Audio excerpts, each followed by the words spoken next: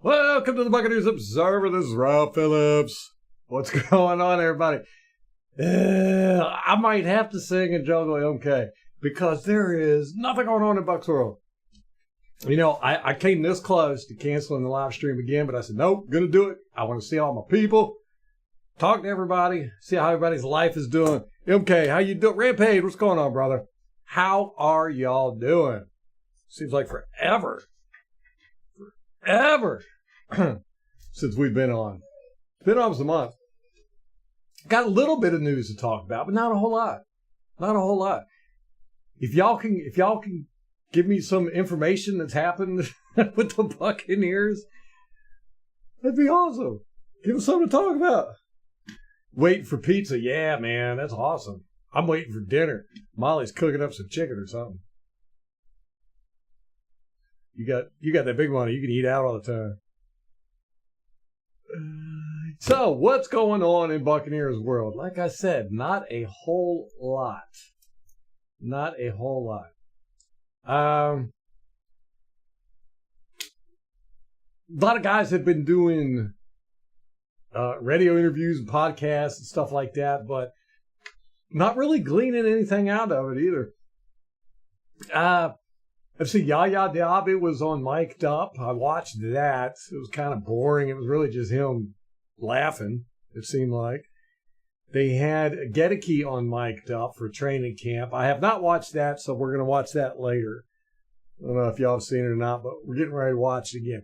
Brian Baldinger did a quick breakdown of Kalijah Kancey. He was really impressed with him. It was on Twitter or X, whatever you want to call it. And he said that he wouldn't be surprised if Kalijah Kancey was in the top of the pass rushers this year, which that's cool. I agree with him. I think Kancey's got the chops. He's got the skill. You're on your own. She goes to get the haircut. You're like, what am I going to do for food? Pizza. That's how I am. Molly went to Maryland this like 4 days this weekend, and before she left, she was like, "What are you going to eat? You're not going to burn the house down, are you?" Long story with almost burning the house down when I tried to cook some bacon last time. And I was like, I'll just come up with something. I ate out all the time. Taco Bell. Man, I'll tell you what. Yep. Okay. I got mine. It has been so boring in Bucs world. But then again, you know, I haven't been following the podcasts and stuff this year. Probably for about the past year. It's been kind of busy. And when I've gotten a chance to listen to stuff, I've been listening to audiobooks. Don't ask me why. Just got on a kick of audiobooks. And I just got finished listening to one called The Deep by John Crowley or something like that from like the 1970s or 50s. I don't know. It was horrible. So I was like, why am I wasting my time? I might as well listen to the podcast when we'll suffer through this mess. Oh, yeah, the debate. Yeah, well, you know, he was sick. That NyQuil got to him. He was... My favorite excuse that they said was he was over-prepared. I was like, that was not an example of somebody being over-prepared. Oh, man. Oh yeah, he's sick, all right. It looks like there might be a revolt going on in the Democratic Party. Oh well. A book on baseball? Sweet.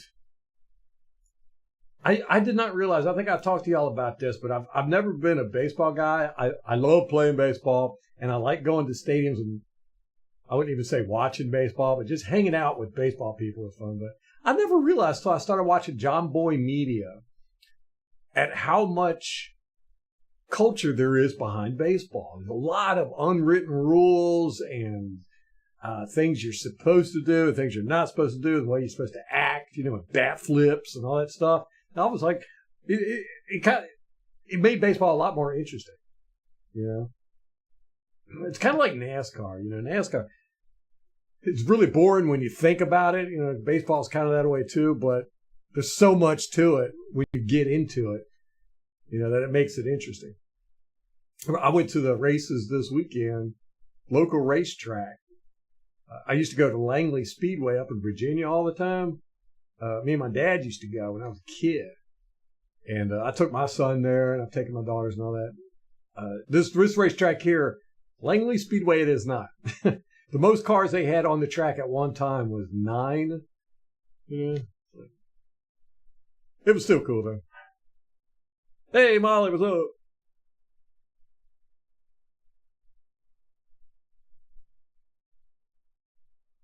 So, let's Martin Gramatica was coaching a 13U girls soccer team, took them to nationals, called the West Florida Flames. If you remember, Martin Gramatica was our kicker during the Super Bowl. He was actually a soccer player. I think we were one of the first teams to get a soccer player as a kicker. It's kind of common now. It's going to be so interesting to see what's going to happen with the kickers now with the new kickoff rule changes. I think that a lot of teams are not going to have kickers because it's just, you don't have to have that strong of a leg. And it's so hard to have that one spot, for a specialized player. And, you've got all these other needs around, but you got to keep, it's kind of like a long snapper, You got to keep that one spot for that one guy who's on the field for 3 plays, And I think a lot of teams are going to just not have kicker. They'll have field goal kicker / punter. But I think a lot of guys are not going to. I think a lot of kickers are going to lose their job. Put it that way. But anyhow, yeah, Martin Gramatica coached the girls soccer team, West Florida Flames, took them to the Nationals. I'm not sure exactly if they won or not, but that was interesting.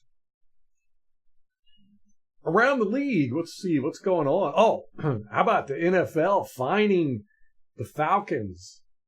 They took a 2025 fifth-round pick for violating the anti-tampering policy concerning travel logistics. With quarterback Kirk Cousins. I haven't looked into the details of that. It sounds a little silly, but I'm very happy. Let them file them. There's also a $250,000 team fine and a $50,000 fine for GM Terry Fontenot. Sources say the Falcons are not going to appeal that because they know they were wrong. They were wrong. They don't care. Did y'all see? People are talking about the Falcons winning the Super Bowl. That's insane. That's insane. I could see maybe them giving us a fight for the NFC South, but that's it. That's it. I mean, you're talking about you've got Raheem Morris as a head coach, which we've seen he is a disaster, or he can be. He has the potential to be a disaster. We know that's a possibility. We'll see if he's gotten better with his coaching abilities. They got a first-time offensive coordinator, never called a play in the NFL. You've got a new playbook. You've got a new quarterback. He's got to learn how to work with it. There's just no way they're going to make the Super Bowl. That's ridiculous. I would be surprised if they won the NFC South. I really would. I still think we have the better team. Maybe not, like skill-wise in all the positions. I mean, they've definitely got some skill. But you gotta get it to work right yet. We haven't seen that from them yet. I don't think it's going to happen, especially first part of the year, anyhow. The quarterback Trevor Lawrence, man, did y'all see that? He got a $275 million contract, 5 years. 5 years, $275 million. Let me see, what is the math on that? These quarterback contracts are just stupid. 275 for 5 years, $55 million a year. Good, great. Anyhow, $200 million of that is guaranteed, and he got $142 million at signing. I like Trevor Lawrence, but man, he's not a $55 million a year quarterback. This is why some teams just can't win, because they make dumb decisions all the time. $55 million a year for Trevor Lawrence. Tom Brady, I don't think he ever made more than $30 million. Somewhere around there, right? He was like 30, 35 million. He always, that's the weirdest thing. Weirdest thing. Jamarcus Russell. This one is fascinating. Jamarcus Russell, if you don't remember him, Jamarcus Russell was a first-round draft pick. What was it, 2007? Something like that? For the Raiders. Man, did he turn out to be garbage. He was horrible. Didn't stay in the league long, and is considered the biggest bust in NFL history. Well, not only is he a bad football player, he's apparently a bad human being. He was in a voluntary coach position, not a paid coaching position, with the high school that he went to high school at, right? So he was there coaching on a voluntary basis, and ended up stealing $75,000 that was donated to the school. and then he shows up at football practice, and they're like, "No, you get off the field, get out of here. We don't even want you." He's not allowed to get on high school grounds. Man, you want to talk about somebody just. Ugh. How do you even do that? Anyhow, what he did is he went to this business owner who was a big alumni of the high school and said that they were looking for donations, for charity for the high school, to buy uniforms and stuff like that. So the guy stroked a $75,000 check, and DeMarcus Russell went and deposited it in his bank account, and then immediately pulled out $55,000 and blew it. You can't even make this stuff up, man.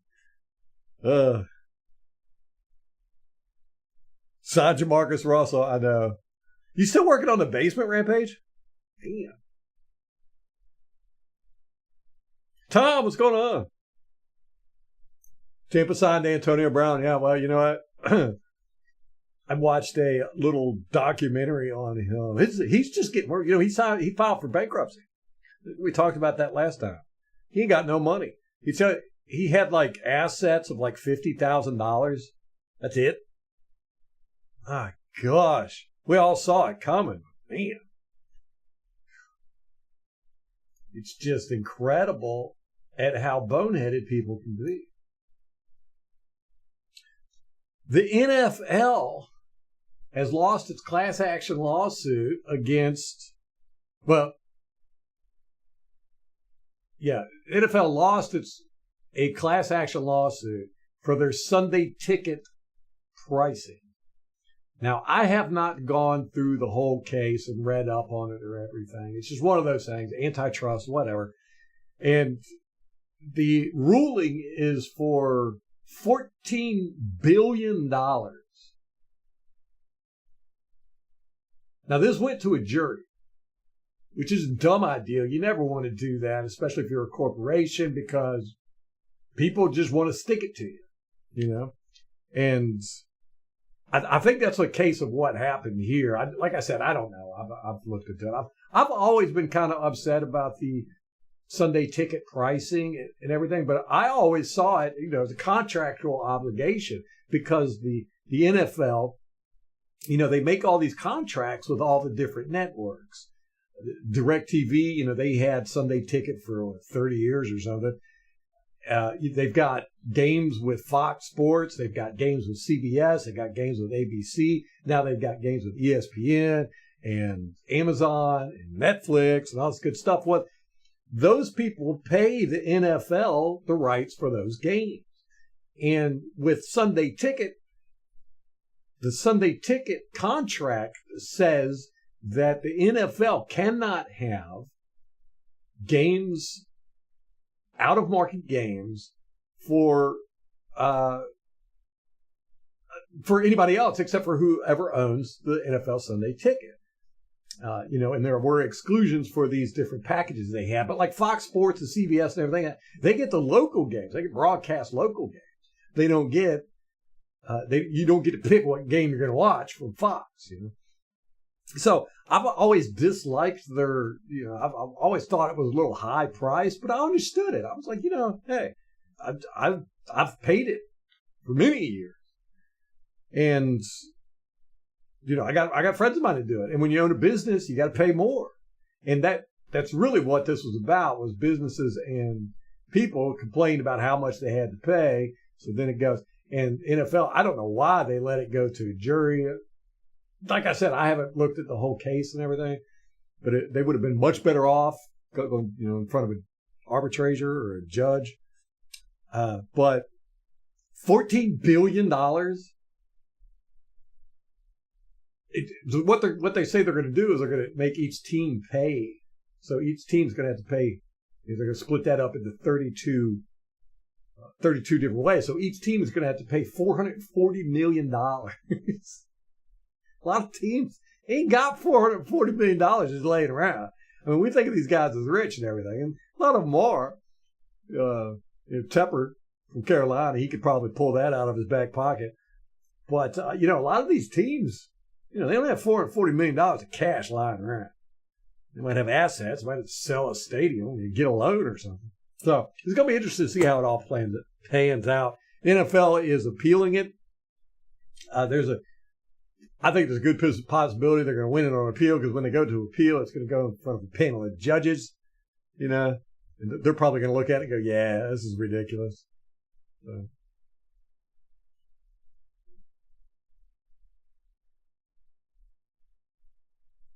Obama's doing his fundraising commercials. I didn't know that.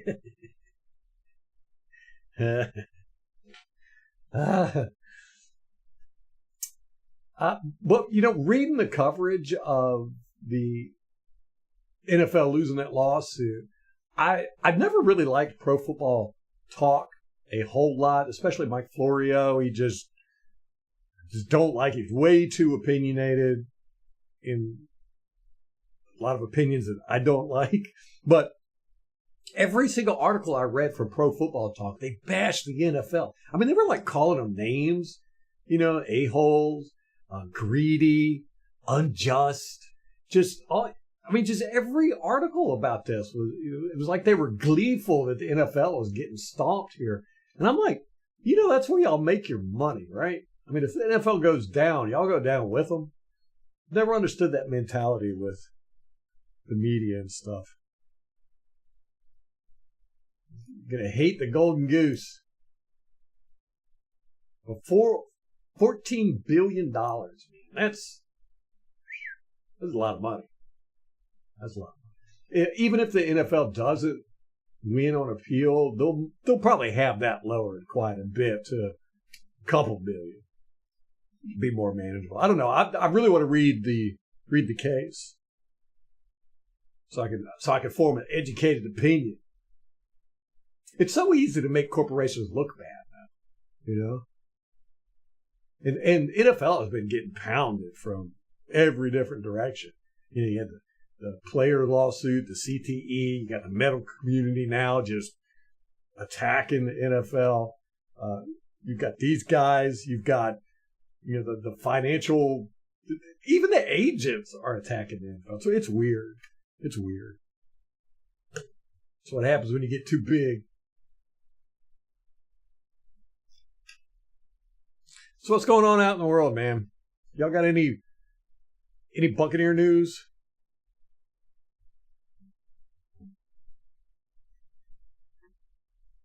I wonder how many people are traveling today. Tomorrow is the 4th.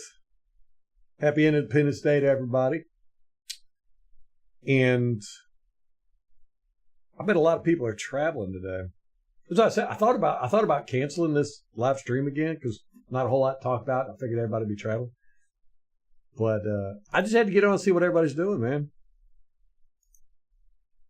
I haven't talked to my brothers in forever. I want to watch this Luke Gedeke mic'd up. Let's do that. It's only a minute. Might watch some press conferences too. Anybody got any press conferences they would suggest?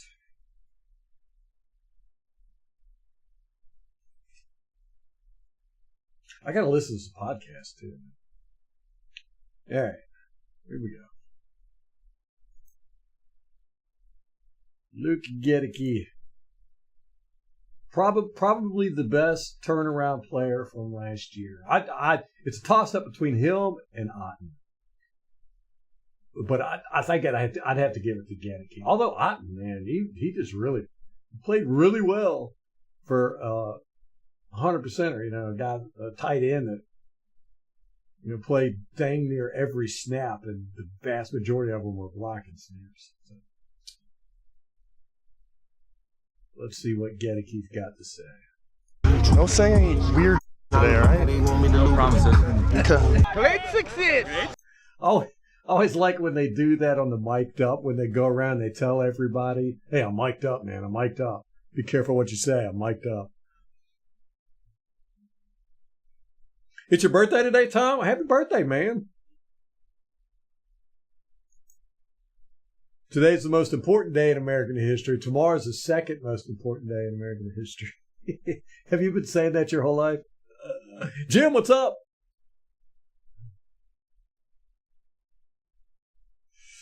Oh, that's a good question. That is a good question, Jim. They're going to figure that out in camp.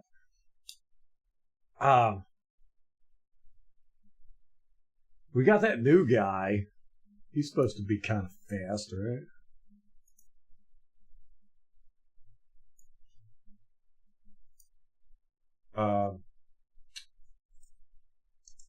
And I really like Raheem Jarrett, but he's more of an inside guy too.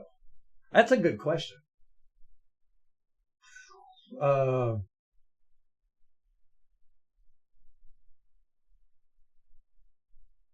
is a good question.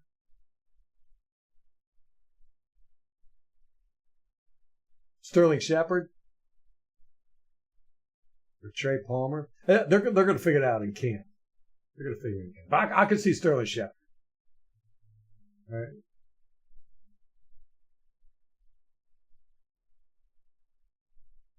That would make sense.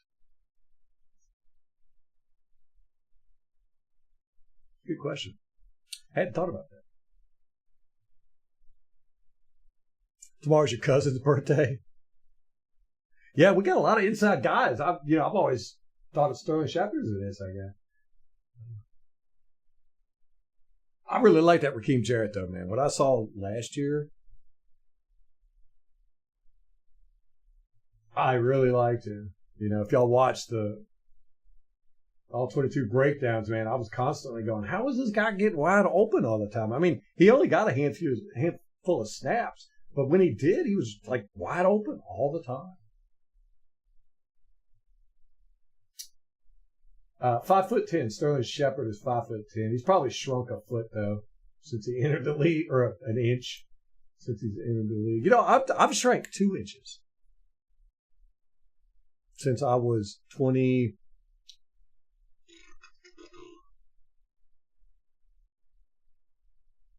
I know for sure. So what happens when you get old, man? Start shrinking.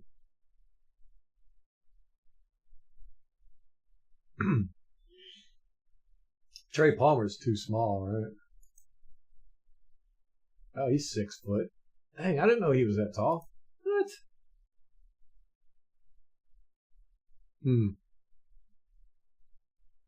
Cephas Johnson. We got a Cephas Johnson. MK's birthday is next month, August 17th. Lil Pimp, yeah.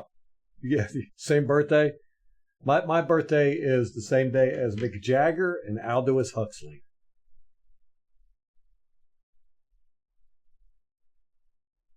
(1776) will commence again.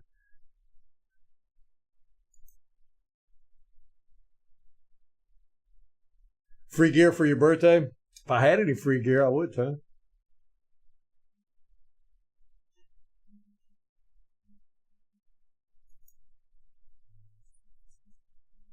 Nothing in life is free, Tom.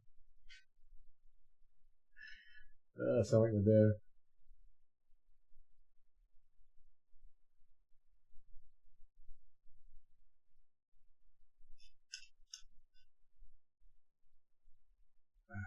But I'm making some notes here.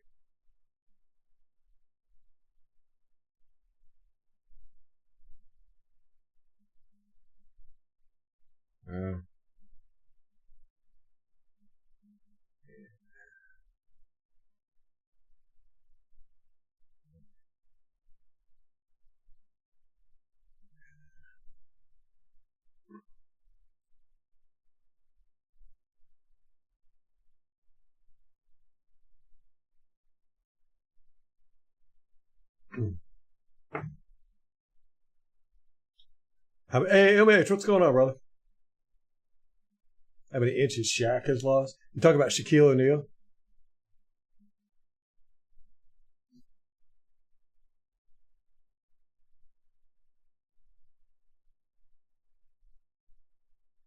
You got a John Gruden jersey? You know, I wonder if they'll let you wear it to the stadium. Hey, MK, you're gonna come to the game, right? With me and Rampage. Craig's coming. Tom, did you ever get a ticket? I've been meaning to email you and ask you. Any update on gear for the channel? Same as last time, Rampage. Haven't gotten any closer to it. Haven't had a chance to work on it.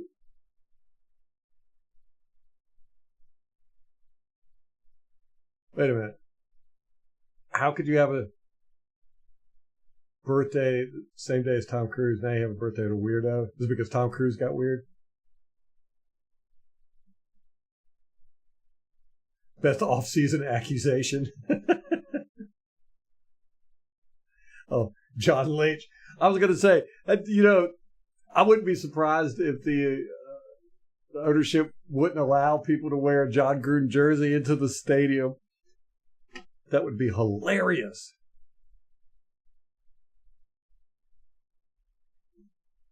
Well, if nothing else, you're going to meet us in the parking lot for the tailgate, right?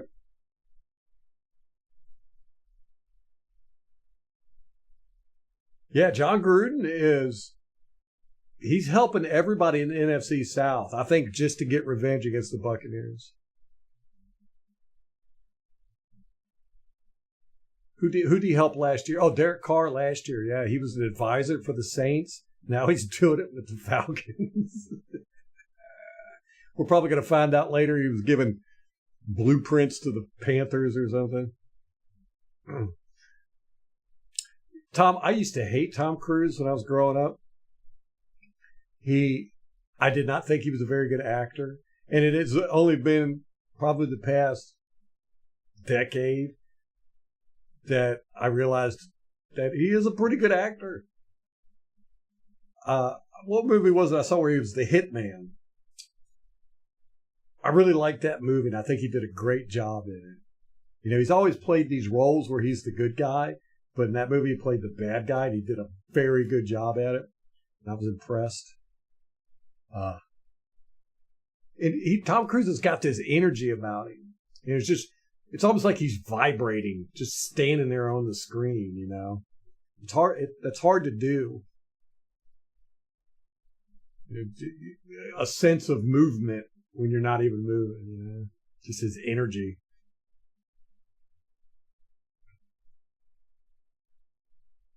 I can't Trask manage starting. Oh, man.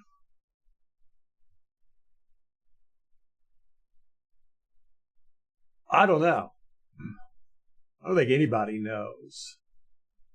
It's really going to depend a lot on our offense, what type of offense we play. If we try that garbage we did last year with Canales, no, Trask can't do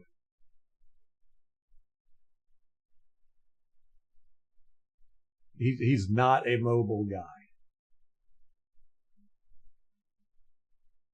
Yeah, we're going to get some good pictures, man. Molly, how in the world did you get bit by an ant? Did you go outside with no shoes on?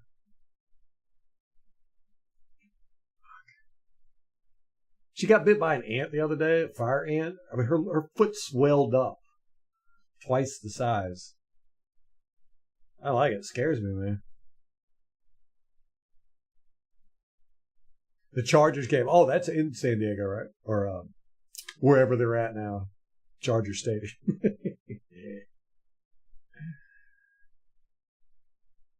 Yeah, that'll probably be a good game, Chip. All right, I'm going to watch this. You get a key mic'd up. Okay, we started. Weird today, right? No promises. Okay. Great success. Very nice. This is my wife. You guys are fat. He's wired! The Baker Mayfield trench edition. Yeah, the trench warfare. For the dirty work. Shout out to the Clouds today, though, huh? Really coming out for the boys. Straight missile and Escalade form. Turbocharger. Can of corn, I'll be fine. Hose the dish. This was Vito! Come on, Graham. Graham cracker. Justin! Indy! Oh, boys, my cover's blown. Is this thing on? Check. 1, 2. You know, offensive linemen just don't look like they used to. Or maybe it's just our guys. You know? I mean, they're not as plump, I guess. I mean, they're definitely not svelte, but they look more athletic than what I'm used to seeing from offensive linemen. Except for that black guy in the red shorts there. You know? He's got a little bit of rotundness about him. Check. 1, 2, 1, 2. This is typical football. Nothing there. Just goofing off. Man. There's so much not going on with the Buccaneers.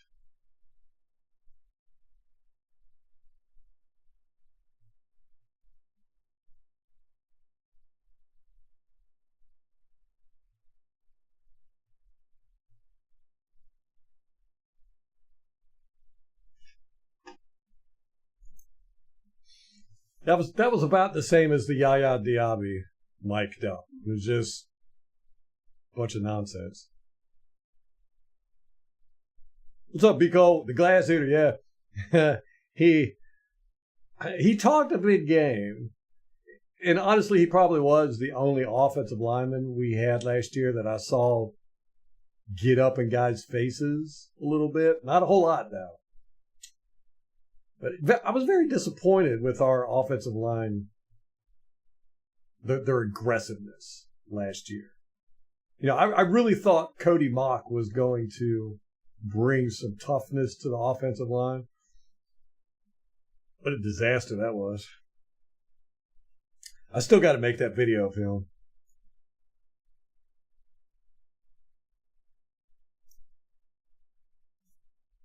Backup quarterback is the weakest backup at any position on the roster. That might be true.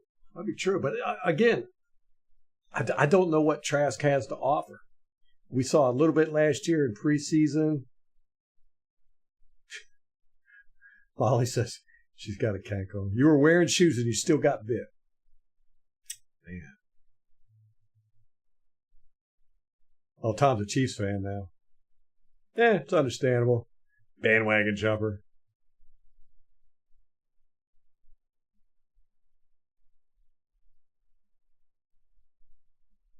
Well, you know, Canales talked about that when he went to the Panthers. He said that one of the reasons why their run game wasn't as good as they wanted it to be is because our offensive line was not physical enough. He said there was only 1 or 2 games where they felt that they matched up good with the defensive line. Or they felt that our guys were stronger than the defensive line. Which I was like, yeah, okay, I agree with that. I saw it. Yeah, we got to get a run game this year. Got to. We've been saying this for a couple years now, but the run game. Yeah, Baker did well last year considering the lack of run game, but he's not an elite quarterback. He needs, but I think even elite quarterbacks need a good run game. It would definitely help Baker a lot, especially in injury department. Yes, I do worry about him with injuries, man. He just takes way too many risks. That's what I don't like about dynamic quarterbacks. It's probably my biggest thing, because we were talking about Trevor Lawrence is getting paid $55 million a year. Ugh, it's just insane. So much of the football now evolves around quarterbacks. You've got to have a good quarterback. And when you have a good quarterback and he gets hurt, your season's shot. I don't think we'll ever see another Drew Bledsoe go down and a Tom Brady pop up. It just doesn't work like that anymore. And, with these dynamic running quarterbacks, they get hurt. So when you got so much riding on one guy and he's out there taking all these chances with his body, I'm waiting for it to happen with Kansas City. Because if Mahomes goes down, Kansas City's done. Who is their backup anyhow?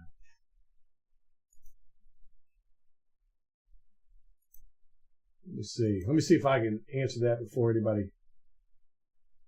Oh, Carson Wentz. Yeah, okay. Yeah, so if Mahomes goes down, the Chiefs are done. I've always been I like football teams that don't rely so much on their quarterbacks. They've got, but nowadays you almost have to. But not a big fan of these dynamic running quarterbacks. But mainly for that reason. They just get hurt. Connor Williams.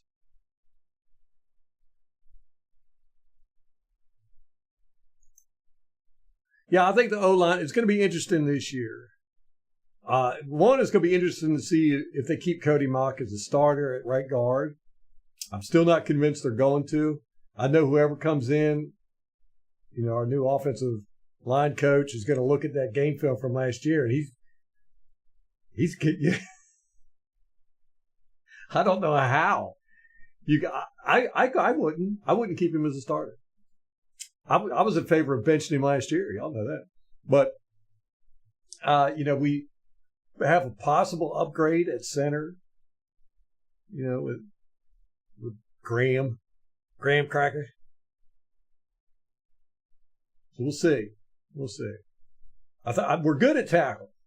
The center of the line, man. Rough.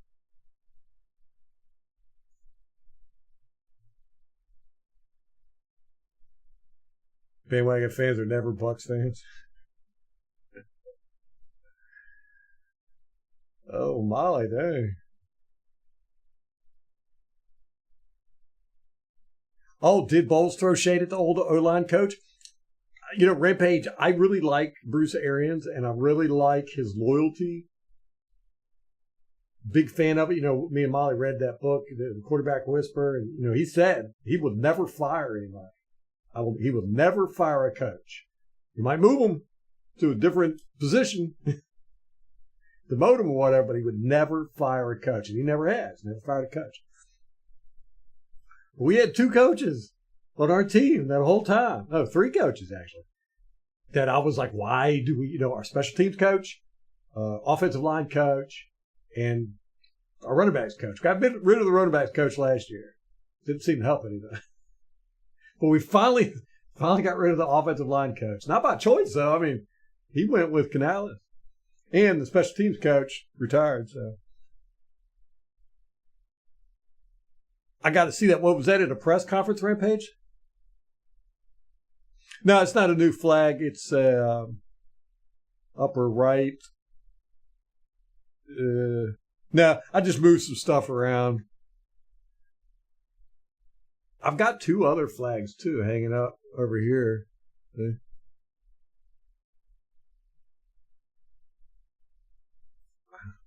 I'm still trying to get, after 2 years, I'm still trying to get my man cave nice the way I want it.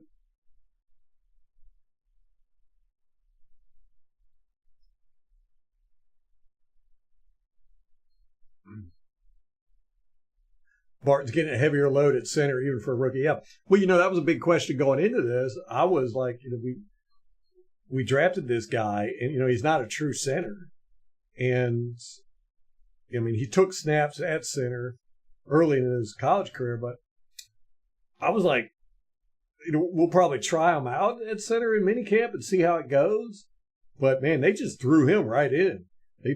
They said almost immediately, we drafted him to be the center. I was like, oh, man, that must hurt for Hainsey. I wonder if they're going to put Hainsey at left guard. Who's going to play left guard?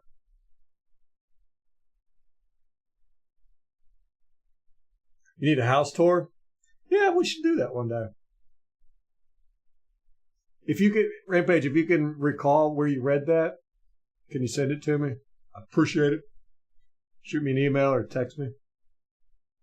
MTV Cribs, yeah. What was it? Yeah, they had MTV Cribs and Pimp My Ride. Yeah. I watch some stuff on YouTube. It's hard to believe that Pimp My Ride stuff was like over a decade ago, but gosh, might have been 20 years ago. How long ago? A long time ago. But they like track down some of these cars that they made. It's hilarious.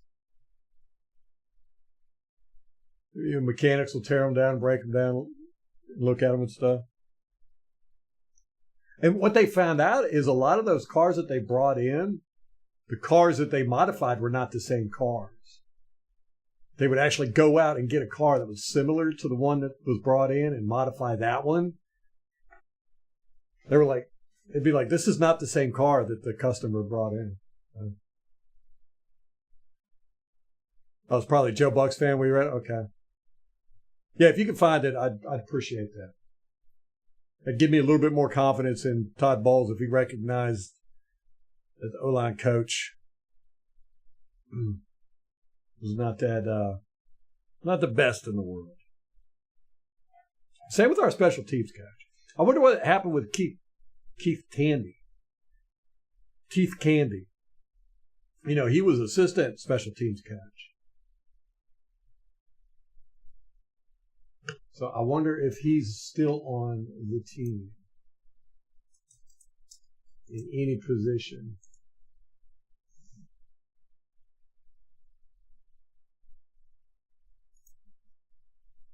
I'm looking it up now. Yeah, they still have him listed as assistant special teams coach. That's Wikipedia, though, so it could be wrong. Might be outdated. Let's see if they got him listed on the Buccaneers website under the coaches.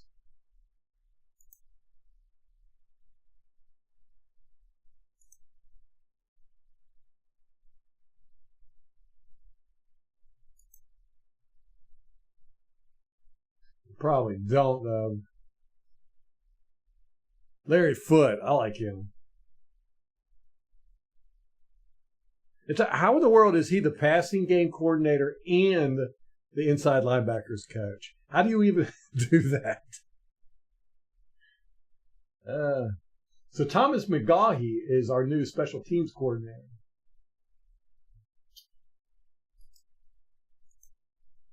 He previously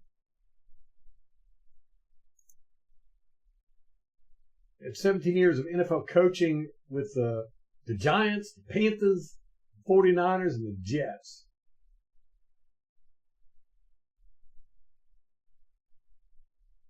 And he also was six seasons coaching Louisiana State University and University of Houston. So for the past 6 seasons, he's been the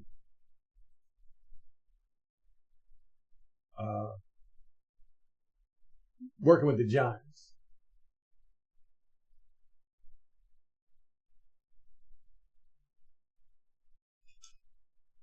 Interesting. Okay, Keith Tandy.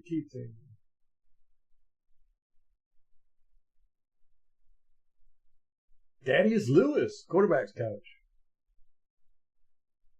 Tom Moore looking grumpy as heck.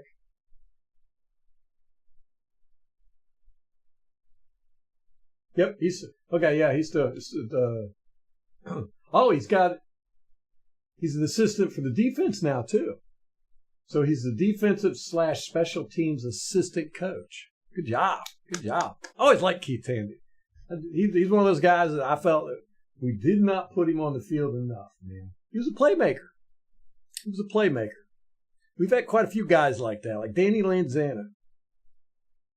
They were playmakers, but just for some reason couldn't ever get out on the field.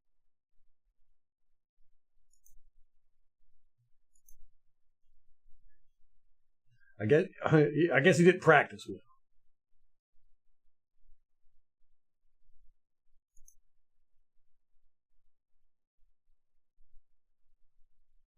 What are you talking about the puppy for? Oh, puppy scratches?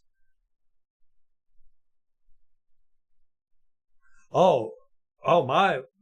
I got a scratch on my bicep? Oh, yeah, look at that. Got one on my leg, my thigh, too. That dog's always scratching, man. The baby's tougher than I am. That dog will scratch me, I'll whine about it. Dog scratches the baby, she doesn't even. That baby is so tough. I can tell you all kinds of stories about, but she just don't get hurt.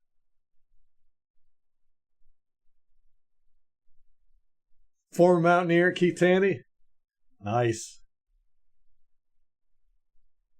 What former Buccaneer running back also played for the Mountaineers? I'm gonna try to figure this out without Michael Pittman. Yeah, Mike Edwards. Yeah, right, exactly. Playmaker.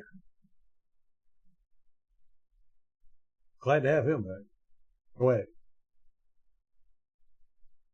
Who am I thinking of?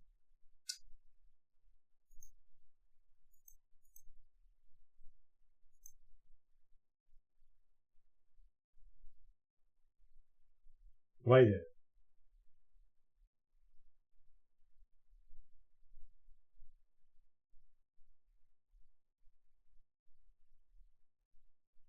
I was watching Pro Football Focus, and they had the two guys on there talking, and these guys seem like they know a lot about everything, about all the teams and everything. You know, so I'm watching them, and I was like, man, they really dive deep into players and all this stuff. Then they started talking about the Buccaneers, and they started talking about Tryon Sharinka, talking about how great of an edge rusher he was, and they were like, yeah, with Tryon Sharinka and Yaya Diaby, I think the Buccaneers are set at A. And I immediately went, oh, y'all guys don't know anything. Y'all just get on here and just talk crap. It's like, well, you know, this is horrible. It was not Pittman. Okay. Ernest Graham. Give me a hint.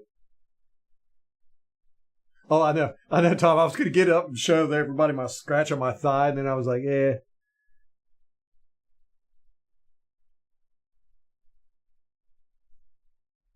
Okay, you know, I'm actually surprised we got 10 likes. Like I said, a lot of people are preparing for July 4th tomorrow and everything. Graham was a Gator. Oh, man.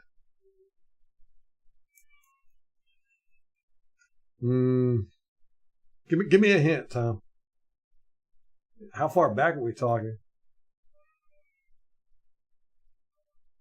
West Virginia, Mountain Mama, take me home, country road. See, I told y'all I'd sing and dance. Speaking of singing and dancing, my baby loves the Teletubbies. I mean, she like watches it all day.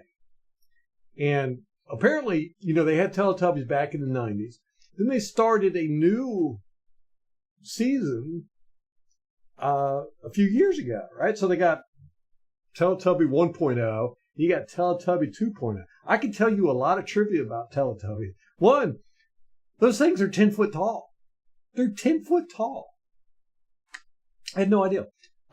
It was filmed on an actual farm in Britain. The second season wasn't. It was filmed in studio. But anyhow, then they made these, like a computer animated version, like 3D computer animated version. And then they made a spin-off, the Teletubby Babies. They're called the Tinkle Tubbies or something like that, right? So, anyhow, you got all this stuff. I've watched it all. The computer animated one has some great music. I mean, I sing it all the time, man. It is hilarious. And when it comes on, the baby gets up, she'll dance. I'll get up, I'll dance. So if I dance today to entertain you guys, it's going to be the Teletubby music. I spy, I spy, I spy, I spy, I spy with my little eyes. That sounds creepy. I spy. But no, it's really good music. I like it. Very catchy.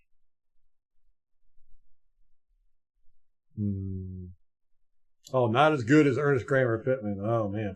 2014, 2017. Okay. Oh, my gosh. Gosh, we went through a mess of them there, didn't we? So, that was Lovey Smith era, right? Lovey Smith, Cotter era. Oh my goodness.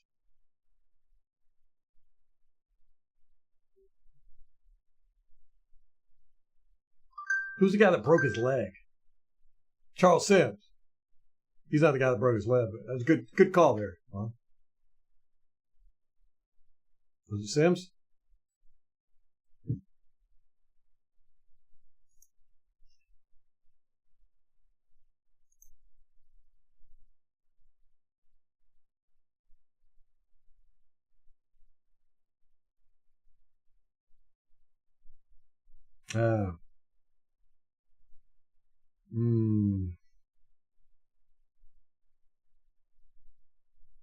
Peyton Barber.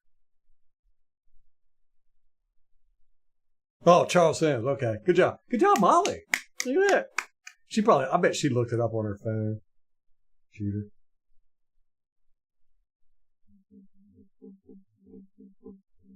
Who was it that broke his leg? Was that Peyton Barber, Molly? I really liked him and he broke his leg.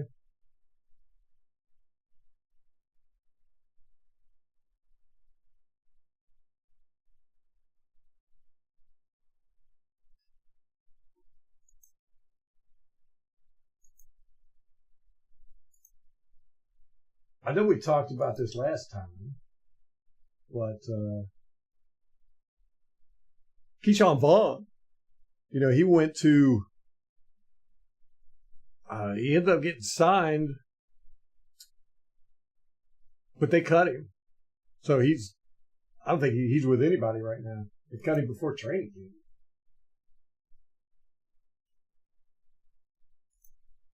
I would not be a running back now. There's way too much work, not enough reward.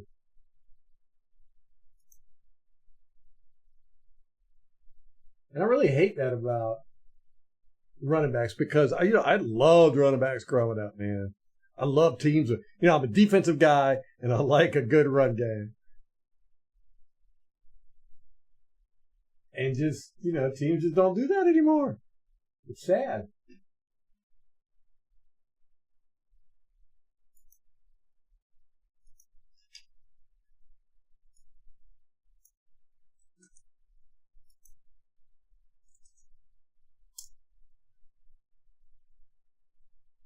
Who did he go to? I think it was Miami. I want to say, but I might be thinking of Shaq Barrett. What's going to happen with Shaq Barrett? What's it? He's getting paid what, $7 million a year there in Miami. They've got a boatload of edge rushers there. I can't see him. I don't even know if he wants to start. You know, he might be happy just fading out. I don't know. We'll see. If I tell you what, man, if Shaq Barrett gets back on his game, there's nobody better in the business. So he could get a starting job there. But I don't think he will.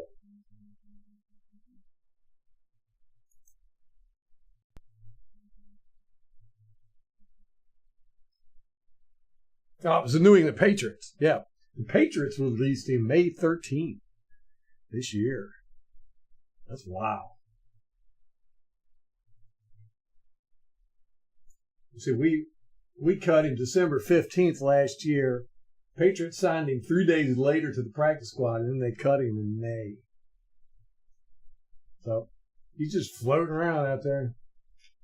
Probably the last snap he'll ever take with football.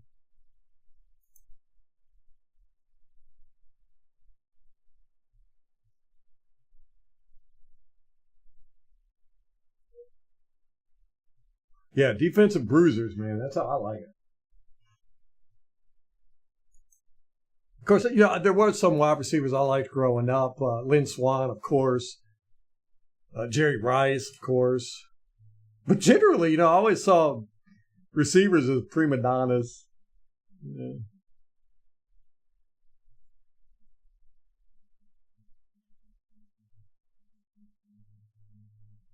Let's see if I can get that link. Oh, it was Joe Bucs fan. Okay.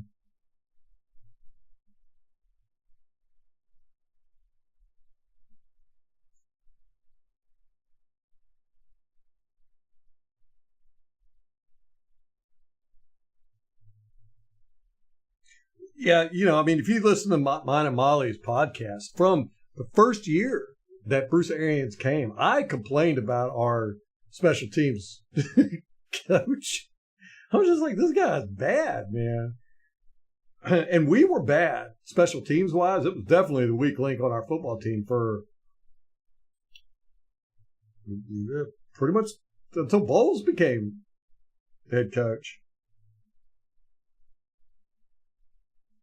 And then, you know, we had one good year of special teams, one mediocre year of special teams. And when I say special teams, I'm talking about punts, kickoffs, stuff like that, not the kicking, field goal kicking.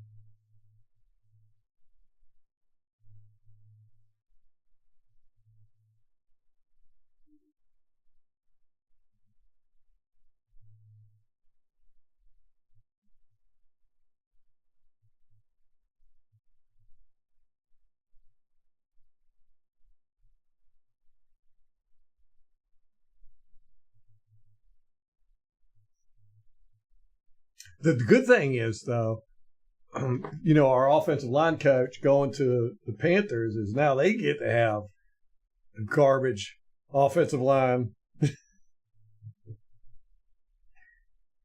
Yeah, jerseys never get muddy anymore. That's a good point, Rampage. Yeah, these guys don't play in weather like they used to. And, yeah, you rarely see dirty. Gosh, used to. And here it is, old man's yelling at clouds. Used to every game, your players were just covered in dirt. Now, you know, it's rare to see anybody dirty.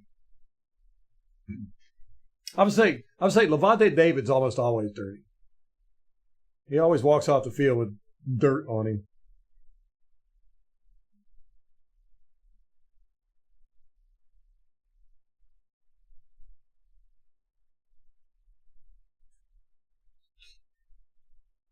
What's up, Adam?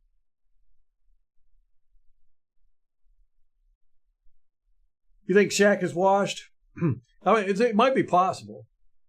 Which would be a shame because, man, he was so good. And so much fun to watch on game film. I really need to make like a tribute video to him because I really enjoyed watching Shaq Barrett Just whoop guys. And it didn't matter. It didn't matter how big you were, how fast you were, how good you were. Shaq could get around you.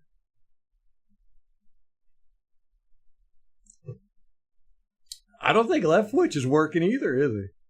That's the thing about being an offensive coordinator in the NFL. If you don't make it, you don't make it.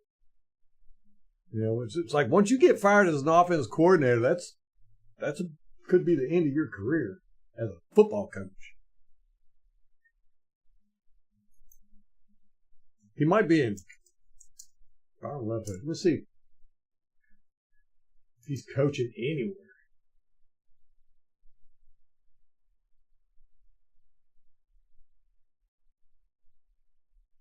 No.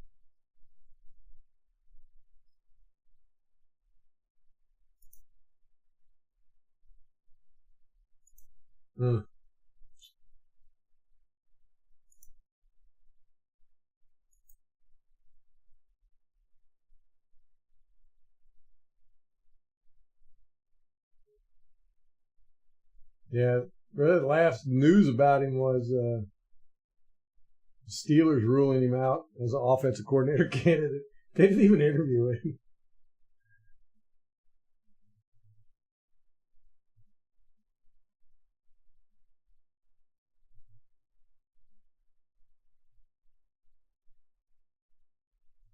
Oh, I do see here, Deion Sanders' coaching staff changes might lead to Byron Leftwich at Colorado. Oh, my gosh.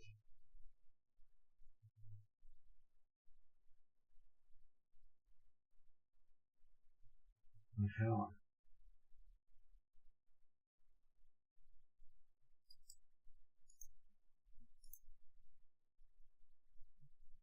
What is this?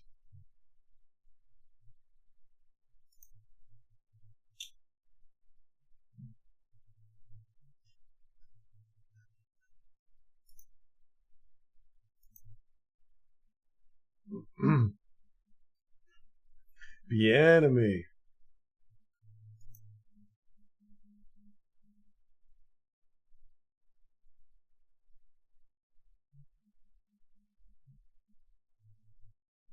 The new turf. Yeah, and a lot of the stadiums, you know, are not outdoors anymore. What's the ratio? I'd probably say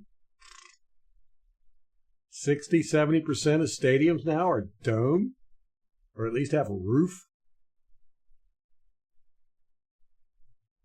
I mean, even, I don't know. I mean, Tampa. When's the last time we saw a muddy Tampa Bay game? They got that great drainage system underneath the turf in Tampa. What's up, Joe? Long time no see, brother.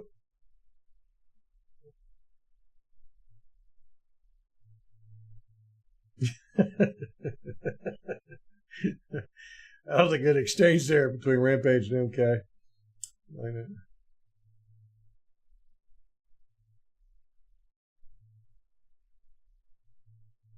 Yeah, well, you know, okay, I like Shaq as a person, but I'm the same way.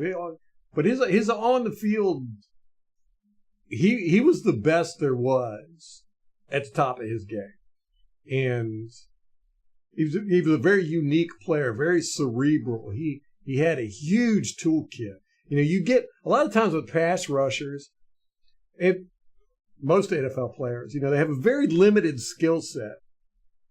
And they could do certain things very well. Shaq could do everything very well. And he did a lot of stuff I'd never seen anybody do before. And he would do it depending on who he was going against. He was very good at analyzing strengths and weaknesses and all that good stuff, figure out ways to beat guys. Very good, very good. Gosh, I miss those days with Shaq Barrett, JPP, Vita Vea, and Sue. My goodness. You had, as a quarterback, if you were lucky, you had 3 seconds.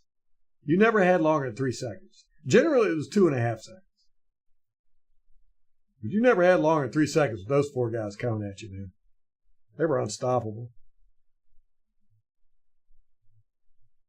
But, yeah, the last year, you know, he had his daughter died. And, you know, he's coming off the injury and all that good stuff. I didn't really expect him to play all that great. I didn't expect us to cut him. I was hoping he would come back on a smaller paycheck, but it is what it is. He might be done. I mean, he might be just coasting for the rest of his career.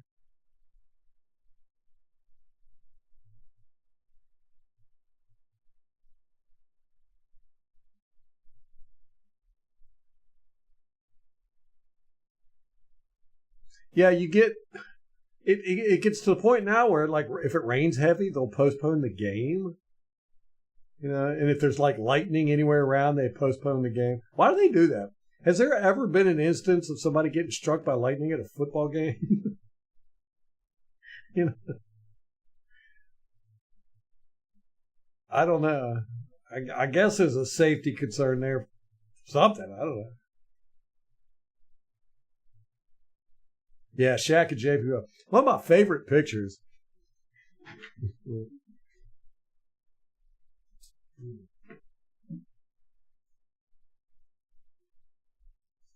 know, I had this hanging up over there forever, but I just love this picture, you know. Shaq, back when he wore 58, Vita, Sue, and JPP, man. The Skull Gang. I just loved it. I love the colors. But this was just really this was my favorite part of that Super Bowl team. Love those guys, man. They were so dominant.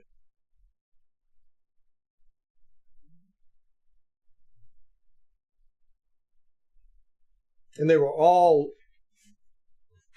had different skill sets, but they all played very cerebrally. Except maybe JPP. JPP was just like a rabid honey badger. Yeah, they won us that Super Bowl, I think. And I hate it. That's one of the things, man. You know, like our first Super Bowl, everybody said, "Oh, you know, John Gruden knew the plays. The whole team knew the plays and everything." And there was some truth to that, but still, well, our defense was going to win no matter what. And that's the same way it was with the Kansas City Super Bowl. Everybody was like, "Oh, well, you know, Kansas City's offensive line was injured, and you know they had to start a bunch of scrubs and stuff." I was like, I don't care. They could have started 3 teams worth of starters on the offensive line. It wouldn't have mattered. You couldn't stop our defense. And I just hate that excuse was thrown out there. And it's like, oh man, it just takes away from our victory, you know. Yeah, I bet we will see more RPOs this season. I thought we was going to see a lot more last year. But Canales he got freaked out, man.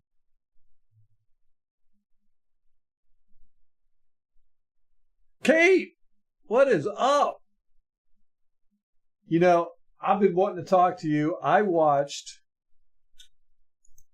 the Central Cordoba versus Boca Juniors. I watched that match, man. It was awesome. You were right. You people did not shut up the whole time. It was just chanting the whole game. It's like the whole stadium was just like rocking. It was pretty cool. I really got weirded out though because the Cordoba was wearing like zebra jerseys that looked like refs, you know, from the NFLs, and it really confused me a lot of times. I'm like, why is a ref kicking the ball? Oh wait, yeah, that's their jersey. It's weird.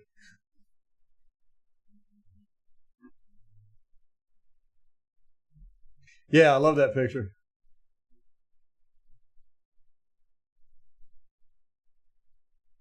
Yeah, JPP was just a force of nature, man. Everybody was scared of him.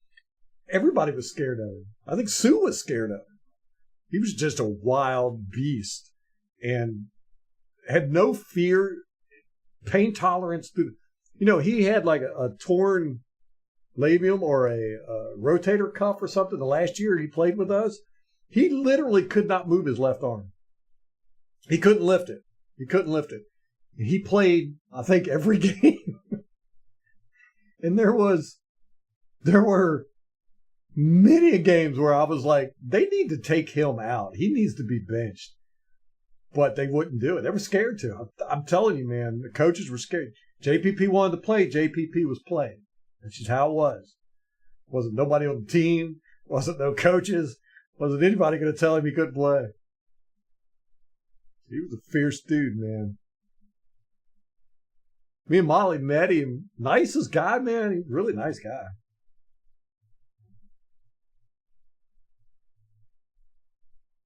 Yeah. Yeah, Joe, we never, ever get credit. Never get credit. That 2020 Super Bowl team was a beast of a team. And the whole conversation ended up being about the Chiefs. I was like, man.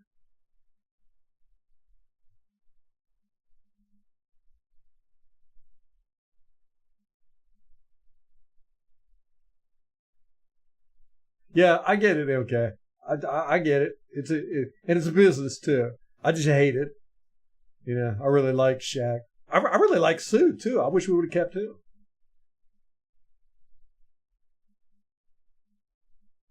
No, you won't, Tom. I did that just for you. Trying to make you jealous.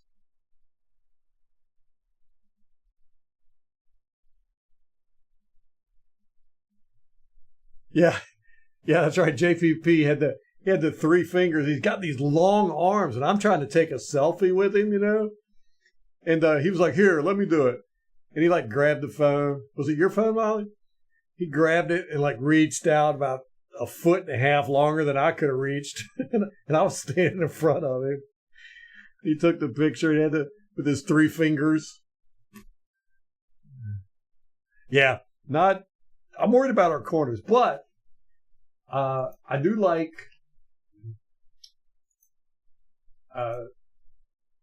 we'll see about the guys we drafted.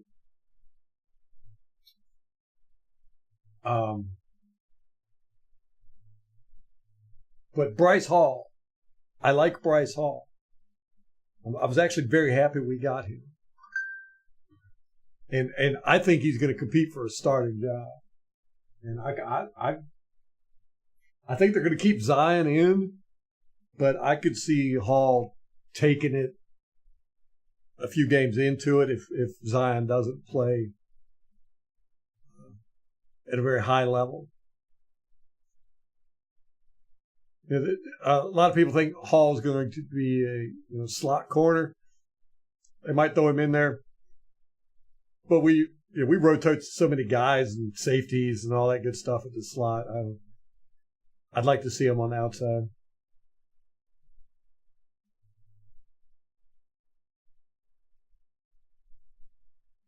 Yeah, if NFL games had that type of energy, Kate, that'd be awesome, man. But, us Americans, we eat too many cheeseburgers. We can't keep up energy that long.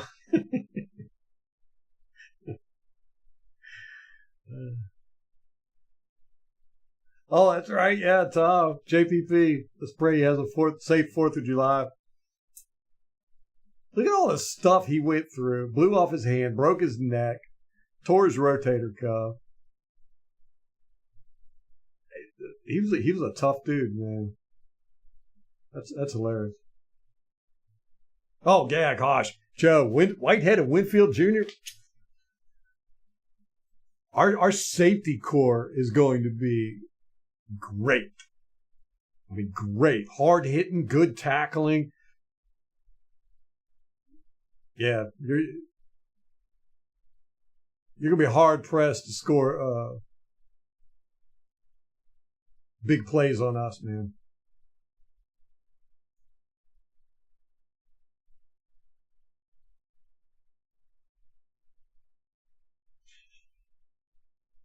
You know what, Tom? I'm going to reach out to Jenna Lane to see if she wants to do a podcast with me. Just to cut off your option there.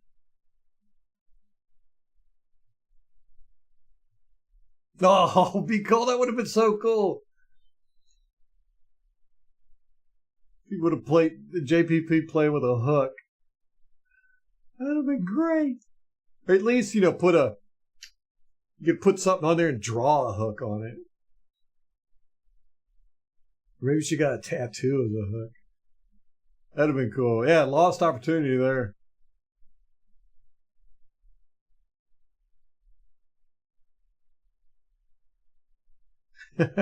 Well, Molly, I got to get another podcast host. No, I don't have a co-host.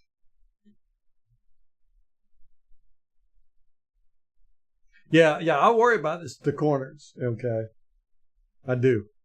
Hopefully. I like McCollum. I really do. But, he's up and down. I'd like him to be more consistent.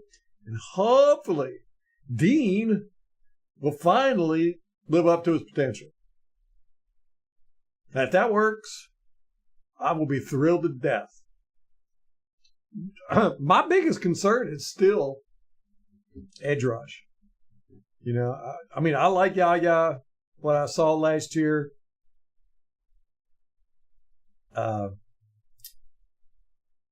like Watts, a little bit I saw from him. Ramirez, I liked him.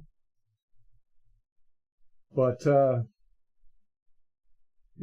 long-term and consistent pass rush, man, I don't know, man. I don't know if those guys are going to be it. We'll see. That Marquis Watts, he's one of those guys. He's a playmaker. He got, a dozen snaps last year, and out of those dozen snaps, he had like 5 plays, where he was forcing fumbles and batting down passes and stuff. I was like, man, we need to get this guy on the field more. A rubber hook. Yeah, that's what they should have done. Rubber hook. Oh, I got a co-host for life. Was that in the wedding vow? I don't remember that part.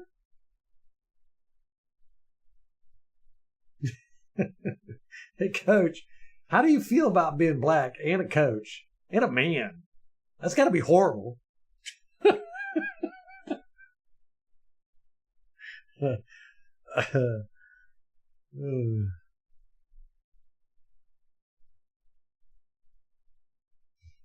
Wouldn't that make for a great show, though, Tom? Me and Jenna Lane, me the whole time going, oh, gosh, are you serious? Be like, woman, you don't know anything about football. And she'd be like, did you just call me woman? That's the patriarchy. Misogyny.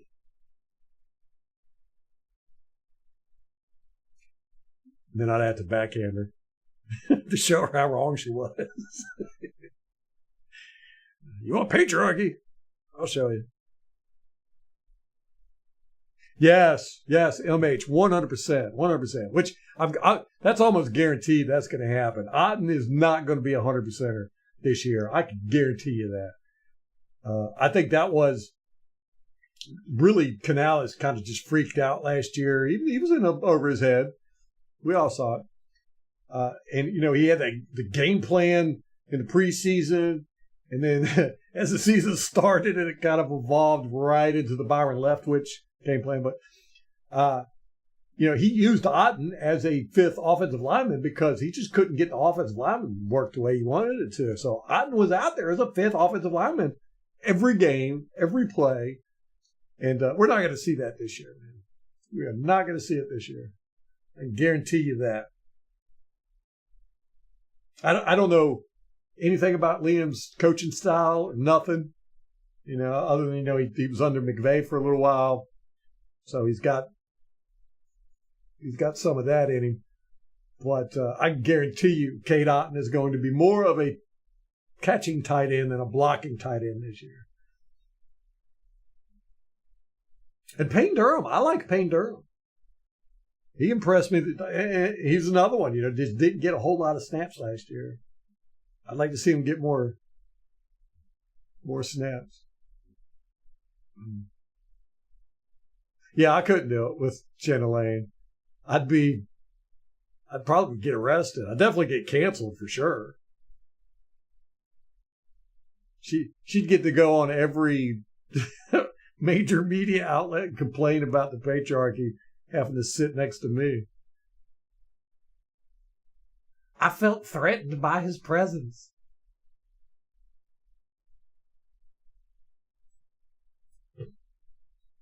I'd have pictures of Mike Tyson and God, just every like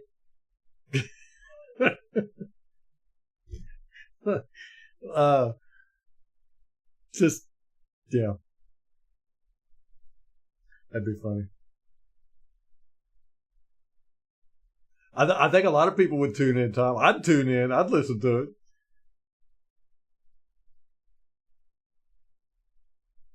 Devin Culp. What? I haven't even seen anything from Jenna Lane. What is she doing? Last time I saw her was last year during a press conference, and she was sitting up in the front like she normally does, and she had like black and blonde streaked hair. I didn't even recognize her at first.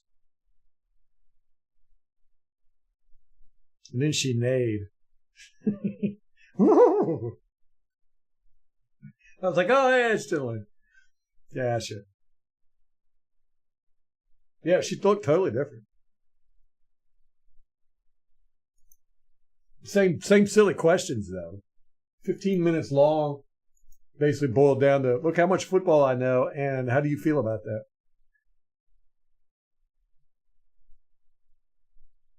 I think we're good at running back. You know, I would have loved to have gotten Derrick Henry, just because he's definitely my style running back. I wish we had somebody like that. We'll see how this new guy is.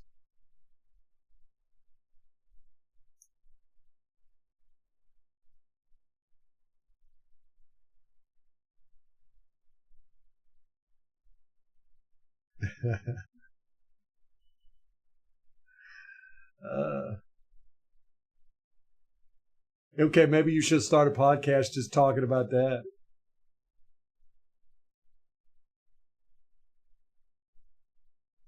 Yeah, I was surprised last year with our running game. I really thought, I mean, we did implement a new running system, and we stuck to it for the most part.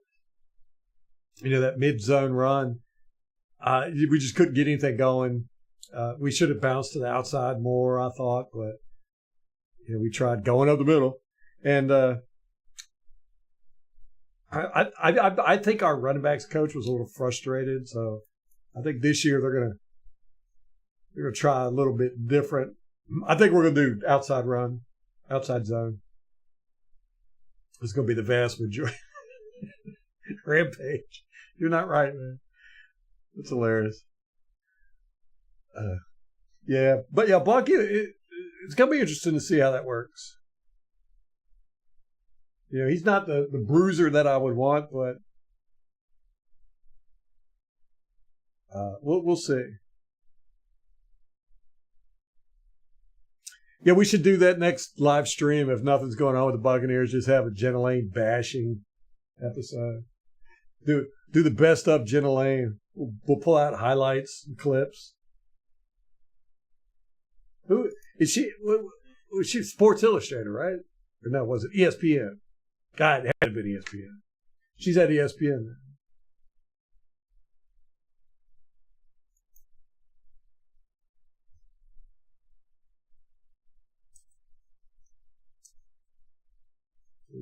Jenna Lane.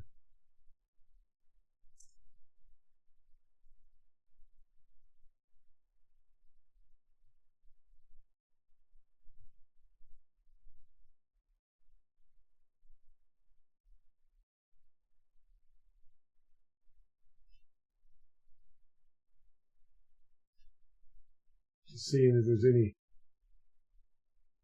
news.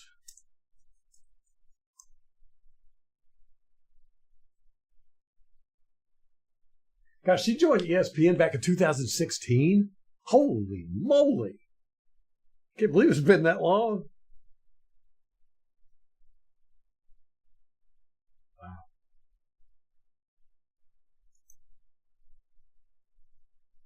Oh my gosh.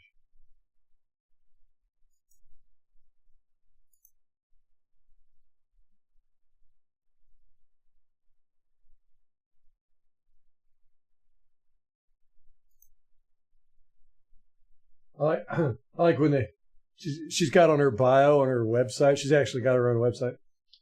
She calls herself a on-screen talent. Who? This is kind of a weird way to on-camera talent. She's a sports reporter and on-camera talent. That's how she describes herself. I'm like, woo.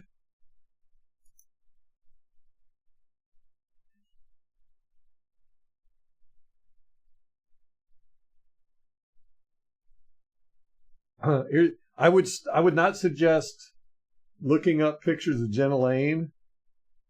I did Jenna Lane sports and then images. If you don't have like strict content filtering, you're not going to get what you were looking for. I was like, oh my goodness. Apparently there must be a porn star named Jenna Lane. I don't know. Oh yes, Dirk Cutter and Jenna going at. But not a single coach has ever liked Jenna Lane. I think Bowles does a pretty decent job of putting up with her. Yeah, Dirk would just. And Lovey a couple times. Lovey was like, that's the dumbest question. Yeah, I can't stand ESPN, man. It's such a shame because I used to love ESPN. ESPN used to be the bomb diggity. Yeah, she worked for Pewter Report. I think she was a intern with them. And then she worked for Tampa News Station, WTLA, I think it was. And then she worked for, she bounced around everywhere down there. And then she jumped up into the big leagues with ESPN.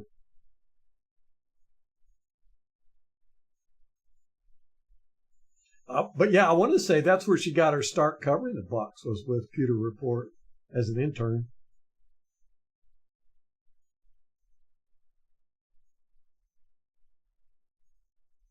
Yeah, if Bucky gets over 600 yards, I would say it was a success. Yeah. I mean, consider if he's playing behind Rashad. I mean, if Rashad gets hurt and then Bucky has to come in, he better get over 600 yards.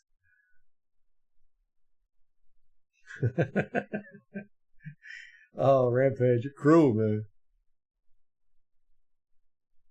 I got my patriotic Yingling stars and stripes, man. Seabiscuit, great movie. That was a good movie. I never thought I'd get into a horse racing movie, but Seabiscuit was a good movie. Gosh, I used to love ESPN. Back when they had Rich Eisen and all those guys, man, it was funny. Everybody watched ESPN. Even if you didn't even like sports and people watched ESPN because they were just funny. It ain't funny no more, man. I feel like I get lectured to every time I watch ESPN. I honestly haven't watched ESPN in probably 5 years. Maybe even longer. They used to be the go-to thing. Before NFL Network, always had ESPN. Sports Center, that was must-watch TV. Then the NFL Network came on. That became my, I had NFL Network on all the time, and I'd jump over to ESPN to catch some of the shows. But I like I really like the Pat McAfee's and the That's Good Sports and the Jackson Kruger. I like I even like some of the pro guys that do their own thing. Kurt Warner, I like his show. I like the Quarterback School with J.D. O'Sullivan. I enjoy that stuff more than I do the pundits now, the professionals. Because I feel like you learn more,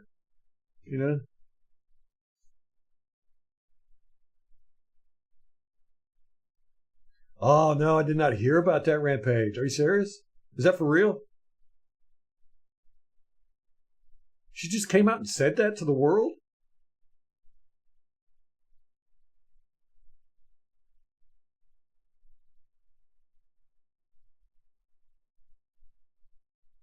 Oh, loved Chris Berman.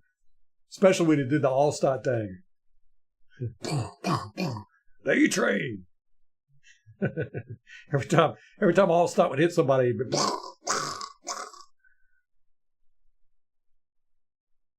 stumbling, bumbling.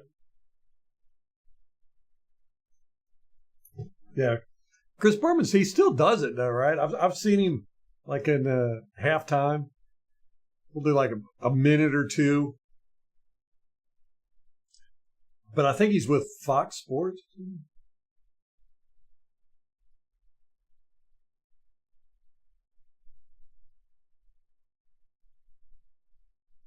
Wow, I got to read up on that. Why would she say something like that?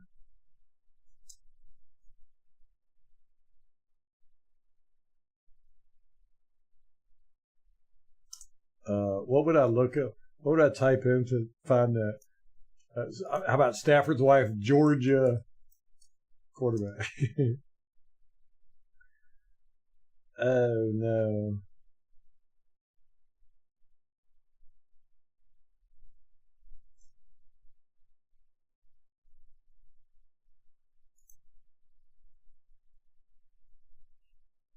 Oh, my gosh. It's everywhere. Fox News, New York Post.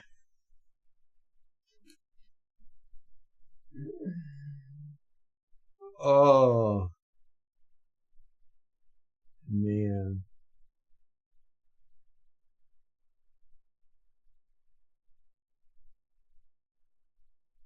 Who was she talking to?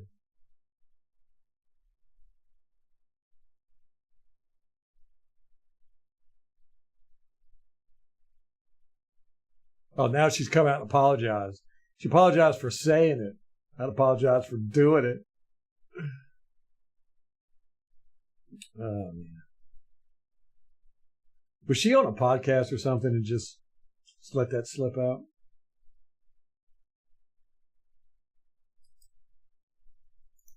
She's probably just trying to come up with an interesting story. Yeah, Off the Vine podcast.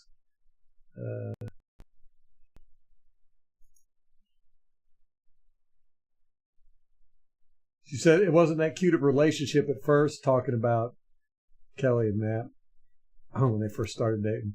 She said, I hated him. I loved him. I dated the backup to piss him off, which worked. He was the bad boy, too. Oh, my God.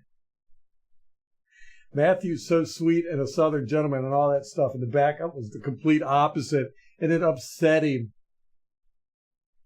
Well, at least he knew about it, right? I mean, it's not like she dropped a bomb like Will Smith's wife did. You know I slept with so-and-so, right? He was like, what? Oh, they were in the same dorm room. Him and the backup. And he would see his car there.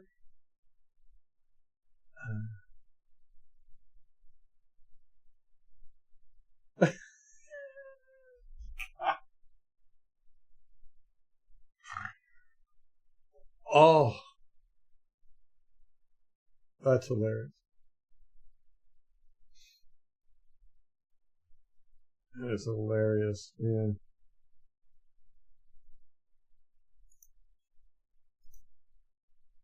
I wish I would have known about that Rampage. That would have made a good story to research and talk about on the podcast.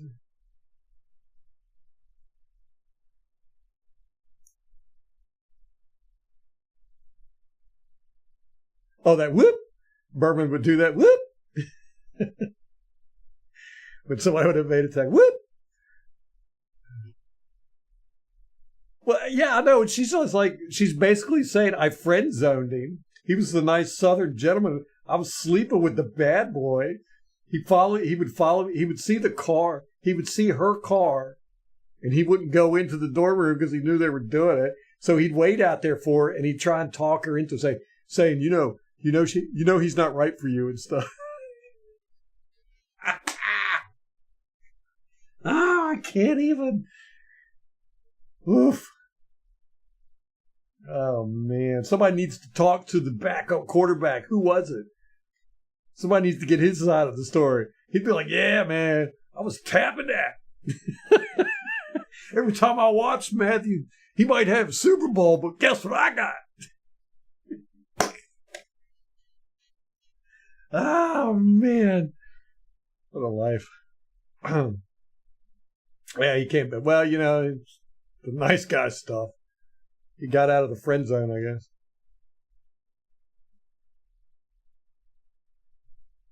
Back, gone. Oh, you knew about that, Molly? Why didn't you tell me that story?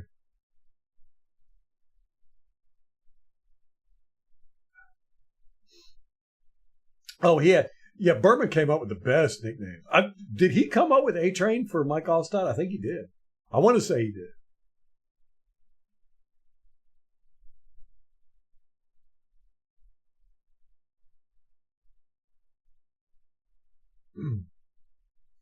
Oh, I'm over here crying. MH, I think they're going to win the appeal as far as damages are concerned. I think it's going to get reduced quite substantially. But I don't know if they're going to overturn it. This probably will go all the way Supreme Court because, I mean, NFL is not going to want to pay $14 billion. That's ridiculous.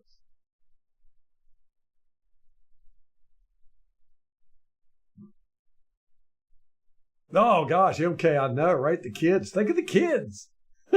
They've got 4 kids together, and now they got it.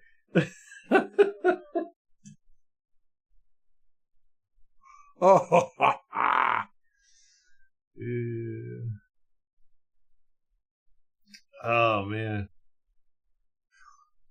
Oh, Will Smith relationship, man. You know, I can't stand that girl. Jada Pinkett. Ugh. Horrible human being. Will Smith ain't no angel himself. I refuse to watch any more of his movies, man. I think what he did was completely wrong. I mean, he should have spent time in jail. That was assault on live TV. If somebody would have jumped up on stage and smacked Chris Rock, they'd still be in jail. If a normal person had done it.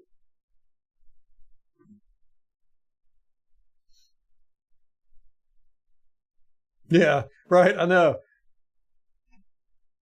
That's a story you keep to yourself.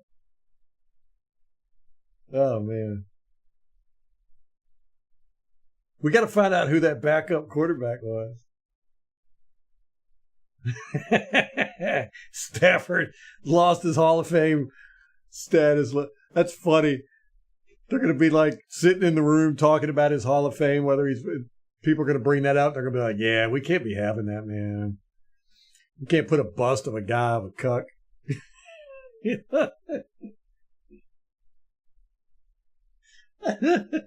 I'm gonna look at Matthew Stafford totally different now. I had no idea he was like that. Whew. Yeah.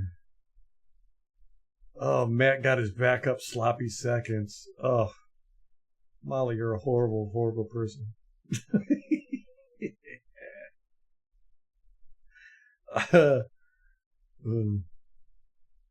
Oh, you know that's right, Molly. You know, she was just trying to get with the one more likely to get an NFL contract. Most definitely. Wait, you thought I was above NFL at TMZ? Heck no. Especially at this slow point in the season. I'll take anything. Oh, yeah, there we go. Plot twist. Backup was quarterback Jamarcus Russell. Did y'all, I don't know if you were here for that, Tom, but I talked about it as part of the news at the beginning. Jamarcus Russell got fired from his voluntary coaching position at his old high school alma mater for stealing $75,000. he talked the guy into donating $75,000 to the school for uniforms and stuff like that, and then went and cashed the check and took $55,000 and spent it. And then he showed up to the high school, and they were like, "Yo, no, huh?" And he was a voluntary position. I mean, he wasn't getting paid or anything. And they had to fire him from a voluntary position. He's not even allowed on school grounds.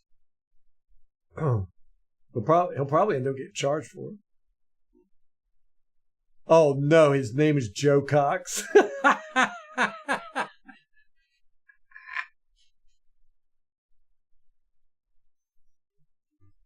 That can't be true. No, MH, yeah. Will Smith just had that movie release with The Bad Boys 3 or whatever it is. It actually did pretty good. I refuse to see it, though. I won't see it. It makes me mad. It makes me mad that they gave him an award that night. Yeah. Tell you, man. The elites.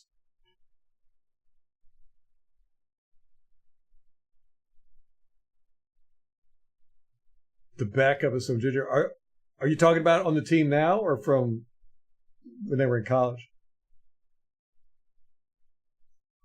No. She posted a picture of him on her Instagram.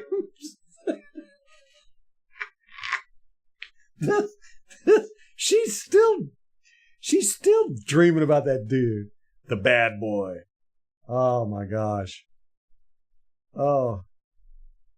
Stafford's wife and Jenna Lane. Should get a podcast. I would probably listen to that. Woo. Oh, y'all are killing me.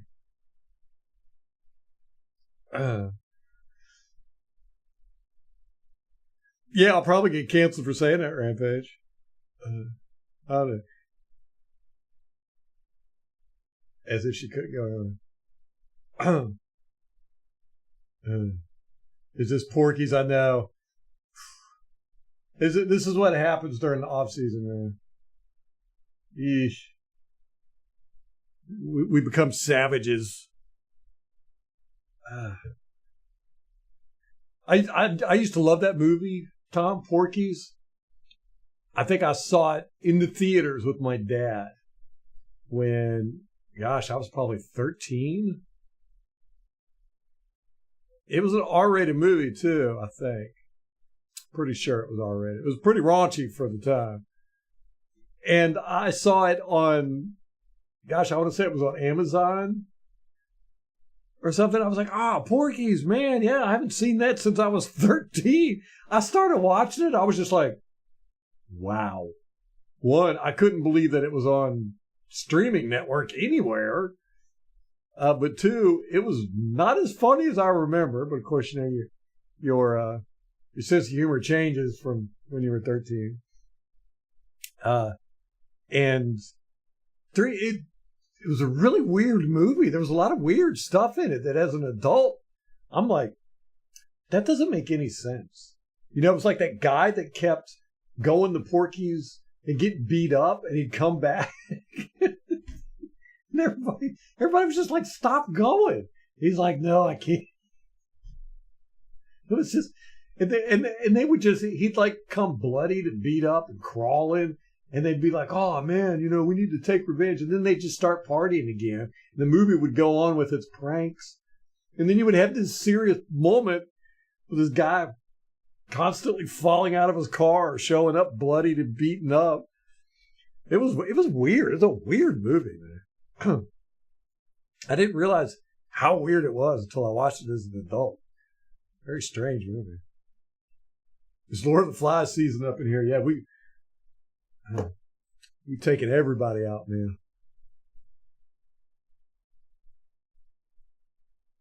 You should do it, okay. Do it. Just get on there and do something nobody else has ever done. You'll probably make $1 million, man.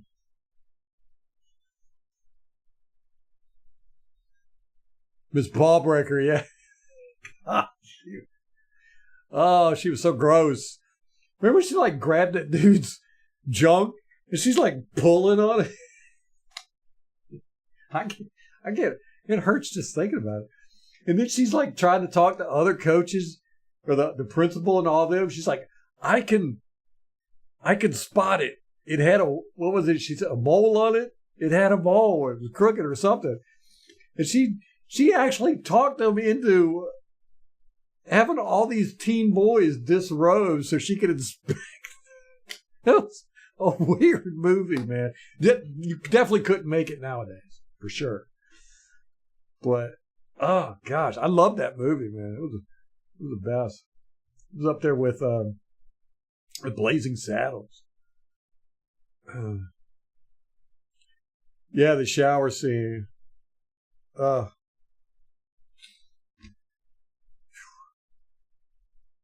And then, as an adult, you're watching it and you're seeing it totally from a different viewpoint. The kids were actually the bad guys. I don't know if you remember the story, but the Porky's was the club, the bar. And the boys went there underage and tried to pick up prostitutes. And Porky's kicked them out. And that was really Porky, the big owner guy. That was the whole basis of the movie, was them basically trying to get revenge on Porky for kicking him out. He did the right thing. I was like, wait a minute. He's the good guy in this. He was the morally guy. Those kids in Porky's had no morals, man. They were just bad kids. I didn't see that as a kid. I was like, they're awesome. But now I'm like, man, what kind of message were we sending to our youth? What kind of message did I get out of that? Yeah, definitely couldn't make that movie nowadays, though. And I was really surprised that it was on any streaming service. Because it had pretty much everything that they ban now. This is flat out balls to the wall in that movie.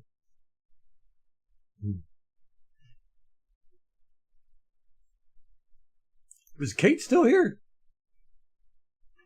She just popped in, said hi, and left.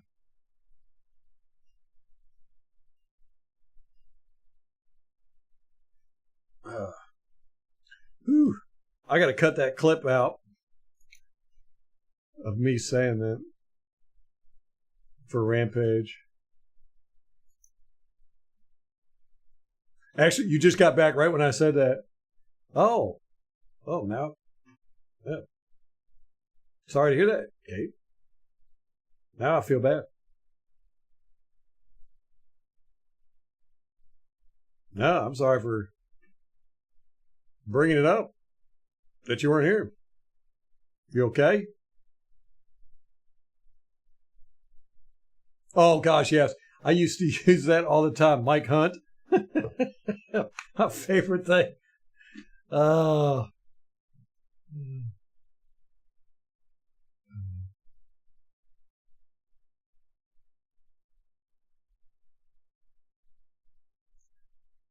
Well, man, Kate. I guess it's a good thing you're used to them, huh? That's a bad thing and a good thing. Good thing that you're used to them. They don't bother you as much, but the bad thing that you are used to them, because that means you get them enough to get used to them. We're sitting here talking about Porky's, the movie, and Jenna Lane, the Bucs reporter for ESPN, and Matthew Stafford's wife telling a story about sleeping with his roommate in college. Oh, I can't get over that. Oh. And then she posted pictures of the guy on Instagram. She still thinks about him a lot, apparently. If you're going to go on a podcast and talk about him and then post pictures of him on Instagram, you got him on your mind. Oh. Whew. All right, I got to get off here, guys. Now that Kate's back, I got to leave.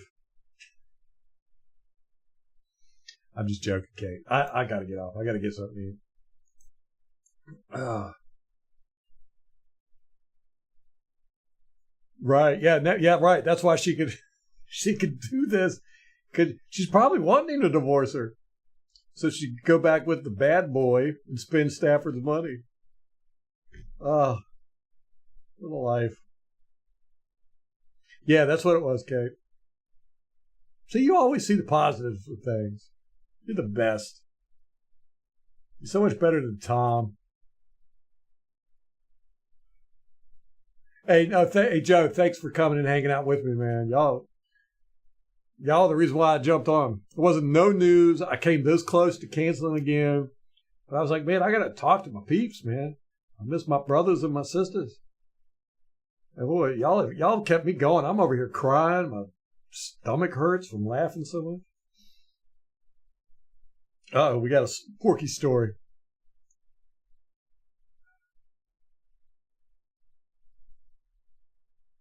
The mid-season slump. Hopefully we won't have that this year. One of the shower scene girls went to our school. Oh my gosh, she was totally naked in that shower scene, man. Yeah, when is camp? July 26th? Let me look it up. And they're only having 2 camp open to the public. They're having like 7 for crew members if you're a season ticket holder and stuff, but only 2 are going to be open to the general public, which is better than what it's been the past few years. But that bothers me. I don't like that. I don't know. I saw that happen when in 2020 the NFL really kind of started shifting to this elitist attitude. I don't like it. Here's camp schedule.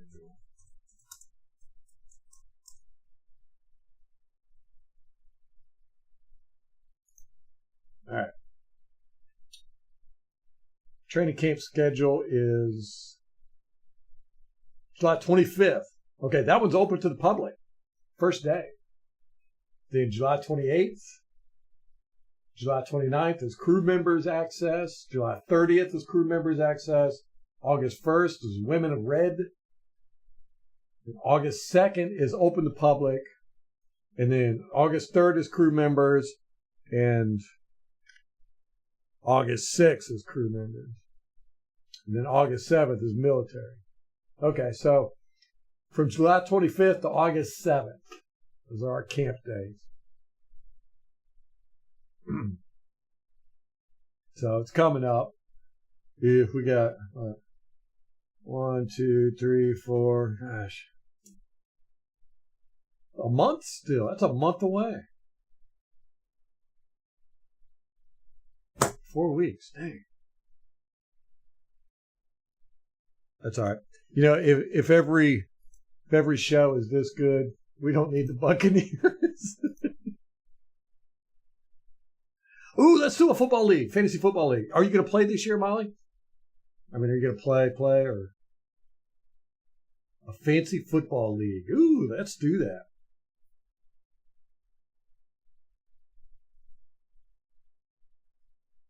Wait, she wore an Irish shirt? Yeah, let's do a fantasy football league for sure. Let's do that. Do y'all like? I like NFL.com's fantasy football layout. What do y'all like? We'll take a poll. Everybody, figure out what you want. We'll talk about it next time.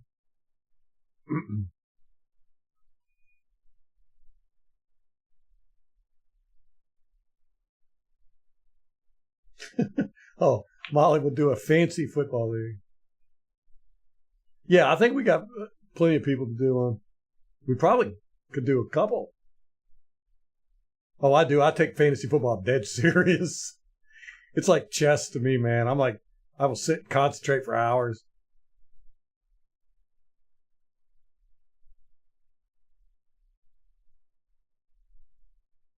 So you're not positive if that was a girl from your high school? So she wasn't in your class or anything? Okay. Yeah, you were probably way too young.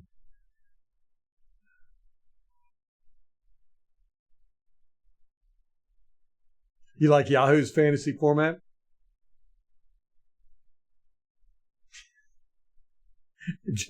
Joe forgot to activate. Yeah, you like the I like ESPN's too. I like Yahoo's as well. All right, yeah, we'll take a poll and see too. But the NFL is my favorite. I like the NFL. Actually, that's the only thing I've done in the past few years. So I'm not even sure what Yahoo and ESPN got to offer now.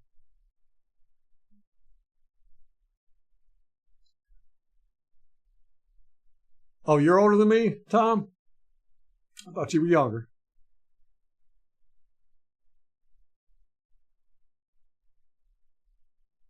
Did you ever end up getting seats behind us, Tom?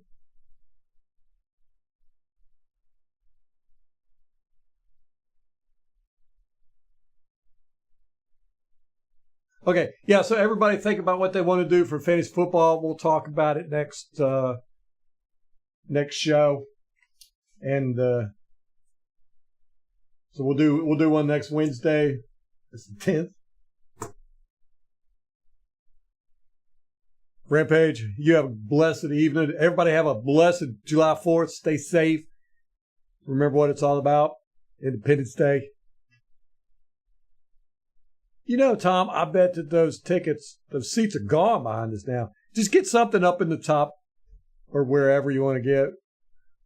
We don't have to sit together, but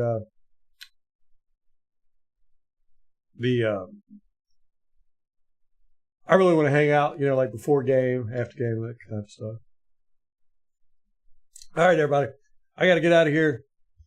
Y'all have a blessed July 4th, and until next time, go Bucs.